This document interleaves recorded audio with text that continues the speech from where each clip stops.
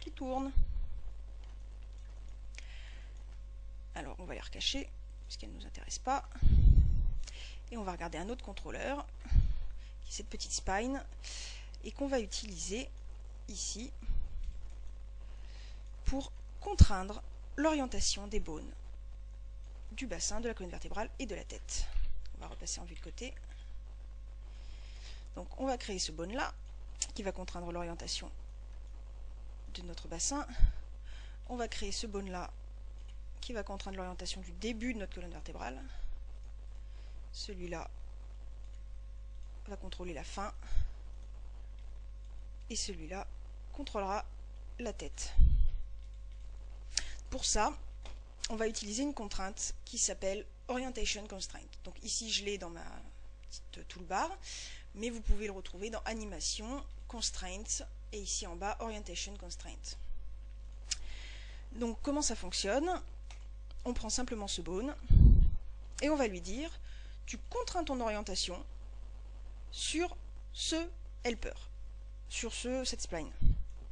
Alors là, vous voyez qu'il se barre, vous pouvez cocher Keep Initial Offset, puisque les axes locaux de rotation de ce bone ne sont pas les mêmes que celui de notre helper. Donc vous pouvez cocher ça, et maintenant si vous tournez, vous remarquez que l'orientation, ça tourne avec. De même, vous pouvez parfaitement mettre votre shape ici, tourner là, ça ne changera strictement rien. L'orientation, c'est une contrainte d'orientation, pas de position, donc il n'y a que ça qui est affecté. On l'a mis ici simplement pour des soucis de lisibilité, c'est aussi simple que ça. Par contre, petite chose que je tiens à dire, vous pouvez le lier comme ça, cocher Keep Initial Offset, mais si vous voulez plus tard ajouter des custom attributes, si vous voulez, on va dire, modifier numériquement des angles, les angles de celui-là par rapport à celui-là, enfin celui-là par rapport à celui-là plutôt, il vaut mieux avoir pensé à la base, vraiment, d'avoir en fait ça, ce contrôleur, orienté de la même manière que le bone. C'est beaucoup plus lisible. Donc ici on va delete notre orientation. Ici on va aller l'aligner, non pas cette fois-ci en position, mais bien en rotation. On va aller faire pareil ici. Pareil ici. Et enfin pour la tête, l'orienter sur la tête et ça bouge pas beaucoup. Et maintenant on refait notre contrainte d'orientation. Notre bone ne bouge plus puisque leurs axes locaux maintenant sont les mêmes. Et notre rotation est bien nickel. Donc on va faire la même chose ici. On va prendre ces deux bones. On va lier là. Alors, vous voyez bien sûr que celui-là n'étant pas aligné pareil, on peut cocher Keep Initial Offset, mais c'est pas bien grave. Pour le coup, sur ce bone là, ça n'est pas très important. Ici pareil, on va avoir un petit décalage. Et ici on va lier le cou là. Et cocher Keep Initial Offset encore une fois. Une fois qu'on a ça, vous allez remarquer, vous faites ça. Et l'orientation fonctionne bien. Sauf que, vous remarquerez qu'ici, au niveau du bassin, vous avez une magnifique cassure qui est vraiment pas très belle. Et vous avez la même ici, ce qui est pas très joujou. Et donc ce qu'on va vouloir, c'est qu'en fait, notre bone n'hérite pas en fait de la rotation que d'un seul, mais de ces contrôleurs, mais de plusieurs. C'est-à-dire que dans l'orientation constraint, vous pouvez choisir plusieurs targets et en modifier le poids, c'est-à-dire le weight ou l'influence, selon vos besoins. Par exemple, ici, ce bone est contraint à celui-là, et on va vouloir qu'il soit également un petit peu contraint sur le bone d'en dessous. Donc vous pouvez soit faire ici, cliquez là comme ça, ou vous pouvez faire Add Orientation Target directement dans l'Orientation Constraint, dans les paramètres, et vous cliquez ici. Et là, on se retrouve avec une influence à 50-50. Vous pouvez faire Delete Target. Vous pouvez faire exactement la même chose avec ce bone là. et sélectionner ici celui du haut. Donc on va simplement regarder ce que ça donne quand c'est contraint à 50%.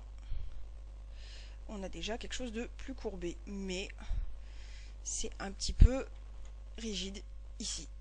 Donc ce bone, normalement, doit être plus lié à celui-là que à celui-là. Donc on va simplement changer les poids. C'est-à-dire que là, on va vouloir qu'il soit contraint au niveau de la rotation sur celui du haut à, par exemple, 75%, et à celui du bas seulement à 25%. Et ici, on va aller sur celui-là, faire l'inverse, c'est-à-dire que là, on va le contraindre à 75% sur ce contrôleur et seulement à 25% sur celui du haut. Et on va regarder ce que ça donne. Voilà. Là, on a quelque chose beaucoup plus flexible, de beaucoup plus joli. On a beaucoup moins de soucis. Voilà. Et on peut faire exactement la même chose au niveau de la tête. C'est-à-dire que lorsqu'on tourne le haut du corps, on voit qu'ici, ça fait un angle vraiment très très cassé. Si vous voulez, vous pouvez sur ce bone lui demander d'avoir une petite influence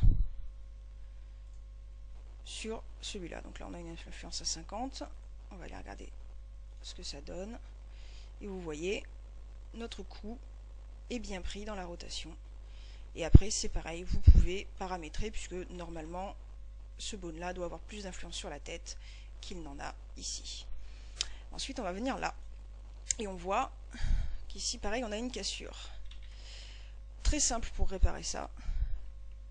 Plutôt que de l'orienter sur ce bone-là, puisque disons que ce contrôleur-là va bouger, nous on veut pas forcément on veut surtout pas d'ailleurs que le bassin parte avec la colonne vertébrale et vice versa. Donc on va simplement prendre un point,